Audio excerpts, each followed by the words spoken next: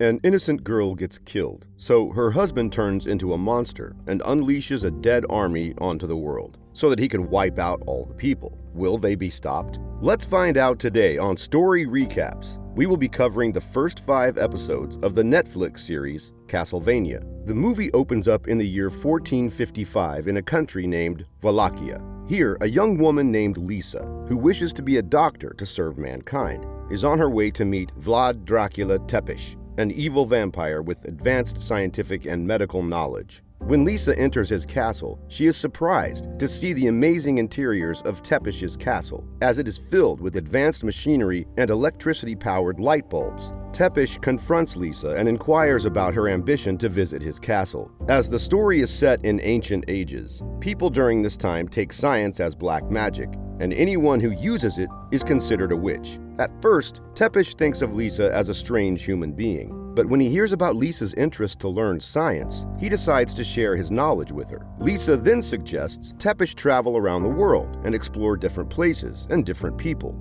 During the time of teaching, Lisa and Tepish fall in love with each other, and the two eventually get married. The scene then shifts to the year 1475 in the city of Targovist in Wallachia, where Lisa can be seen being burnt alive in the middle of a cathedral. She is actually being punished after a bishop discovered different scientific equipment inside her house and accused her of being involved in witchcraft. The whole city is in the cathedral, witnessing Lisa being burnt alive. On the other hand, when Tepish returns after a long trip from around the world, he meets an elderly lady outside Lisa's house. The lady tells Tepish about his wife being burnt alive in the cathedral. Hearing this, Tepish becomes enraged and uses his powers to teleport himself to the cathedral. He appears in front of the people in the form of fire and warns them to leave Wallachia country within a year. He also tells everyone that if they do not make peace within a year, he will return back to Targovista and kill everyone. Despite the threats, the archbishop present there does not take Tepish seriously and declares him a fictional character. Because of this, Tepish becomes further enraged and he starts demonstrating his powers. In no time, he destroys everything around the cathedral and disappears from there. After that, Tepish returns to his palace and mourns his wife's death. As he decides to summon the army of the night and attack Wallachia after a year, his son, Adrian, approaches him and tries to stop him from doing so. Adrian then suggests Tepish go after the man who was responsible for Lisa's death, but the latter becomes enraged and attacks him instead. The scene then fasts forward by a year, and the people of Wallachia can be seen celebrating, as Dracula Tepish didn't show up during the 1-year period. While the head archbishop declares that Tepish is a fictional character and can do no harm to the city, the sky suddenly turns black, and rain, filled with blood, starts falling on the people. Moments later, Tepish appears from the sky and releases his army of the night, including deadly creatures, which attack the people of Wallachia and start killing them. The head archbishop also gets killed by one of the creatures, but still, a vengeful Tepish orders his army to kill every human being present in the country. When the army of the night spreads around the area, the people of Wallachia for some reason blame one of the most noble families in town, the Belmonts, for the destruction caused by Tepish. In the next scene, Trevor Belmont, the last member alive of the Belmont family, is drinking in a pub in Grasset.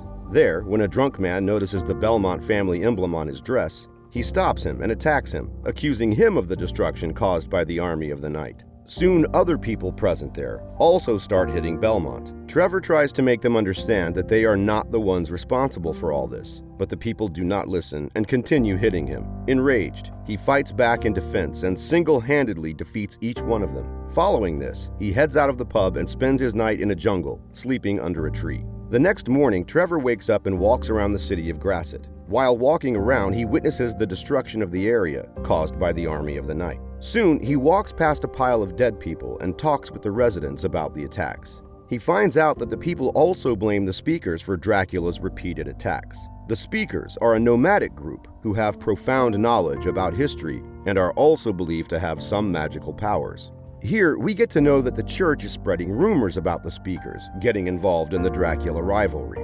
They are doing so as they want to hide the fact that they themselves started the war by killing Dracula's beloved wife.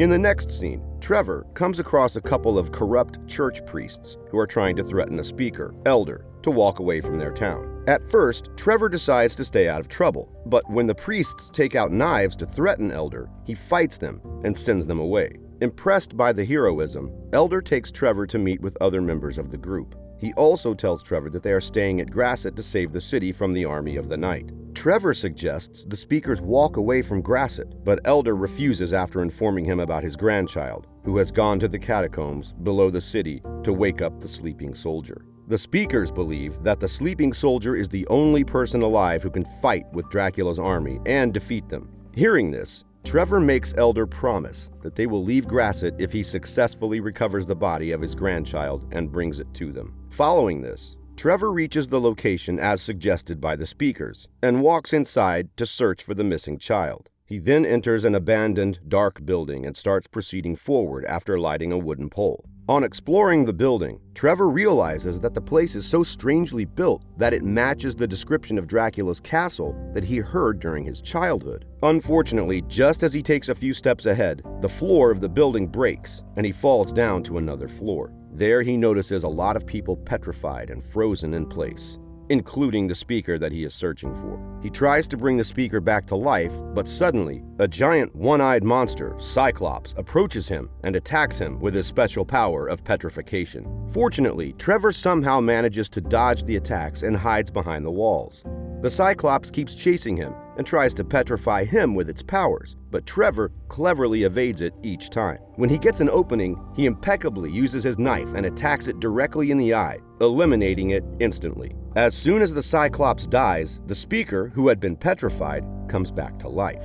Witnessing Trevor beside her, she gets taken aback. Wasting no time, Trevor explains the entire situation to her and mentions that they have to leave Grasset soon. Moments later, Trevor brings the girl, Sypha, back to the speaker and reunites them. Elder becomes ecstatic, seeing her granddaughter alive, and thanks Trevor for his selfless act. A while later, Trevor informs them that the place where Sypha was found is Dracula's castle, which is designed to trap the people who try to invade it. He also mentions that there is no existence of any sleeping soldiers there. Despite all the explanation, the speakers do not believe him and insist there must be something important in the place, because of which it was guarded by the Cyclops. However, Trevor refuses to believe any of it, and he walks away from there. As soon as he reaches a bit far from the speakers, some priests from the church capture him and bring him to the Archbishop. This Archbishop is the same one who executed Lisa after declaring her a witch. Meanwhile, he threatens Trevor to leave the city before sunset, and also mentions that if he does not do so, he will be killed. The Archbishop further states that they are going to kill the speakers at night. Here, we get to know that Trevor's family used to fight against black magic,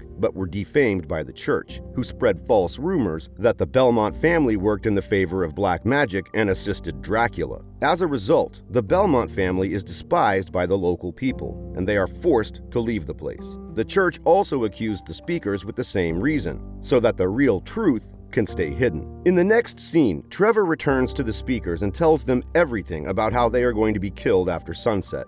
Despite the imminent threat, the speakers refuse to leave the city of Grasset and instead devise a plan against the church and the priests. After sunset, a large mob approaches the place where the speakers were staying and starts breaking the doors. Surprisingly, when they open the door, instead of the speakers, they find Trevor inside, waiting for them to arrive. Here it is revealed that after the speakers refused to leave, Trevor took them to Dracula's castle and asked them to hide there. Meanwhile, when the priests try to attack Trevor, he fights back and escapes from the building, but not before releasing his traps and destroying the entire building. Following this, the sun sets, and the Army of the Night attacks the city of Grasset with full power. They invade the church and proceed to attack the Archbishop who executed Lisa. Though the Archbishop tries his best to stop the demonic creatures by showing them the cross, it has no effect on them. A while later, he is devoured by one of the creatures and killed instantly. On the other hand, Trevor can be seen running in the city, trying to get away from the mob chasing him. Sadly, after running for some time, he reaches a dead end and gets surrounded by people who are desperate to kill him. When the people start walking towards Trevor with weapons, Sypha arrives there and, using her powers, makes a fire circle around Trevor.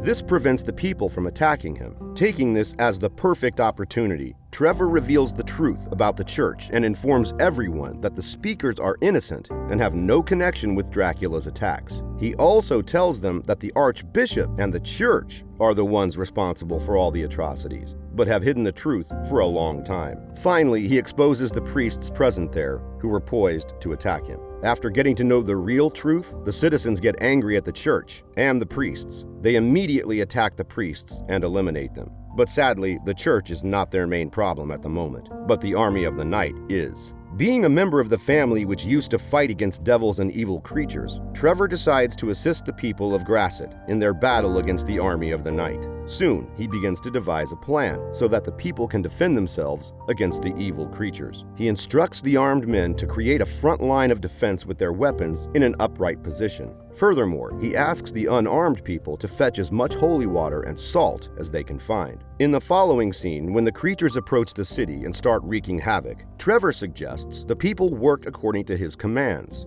The people are instructed to use sharp weapons to attack the creatures and eliminate them with the use of holy water. Sypha also uses her powers and creates a wall around the creatures, compelling them to walk toward the traps set for them. Surprisingly, the plan works and the people start slaughtering the creatures. As everything is unfolding at a rapid pace, the floor starts crumbling beneath Trevor and Sypha. Moments later, it completely breaks, sending them plummeting into the city's underground catacombs, aka Dracula's castle. Having no way to climb back to the ground, Trevor and Sypha move farther inside the castle. While doing so, they come across a stone coffin from which a vampire-like person steps out. Sypha believes the person to be the sleeping soldier, but Trevor doubts it to be someone else as he is a vampire. After some verbal fighting, Trevor and the vampire get into a battle. However, before a conclusion can take place, Sypha intervenes in the fight and stops it. Following this, Sypha inquires about his real identity, and the vampire tells them that he is Adrian, aka Alucard, who is the son of Dracula Tepish. He states that he also has no intentions to harm anyone, as his mother used to work for humans and help them. He further mentions that he wants to stop his father from attacking more humans and harming them. In the last scene, Alucard explains that he was actually testing Sypha and Trevor's skills, and also tells them that the story of the sleeping soldier is actually a prophecy from the future. At last, the three get ready to take on Dracula and put a stop to the battle once and for all.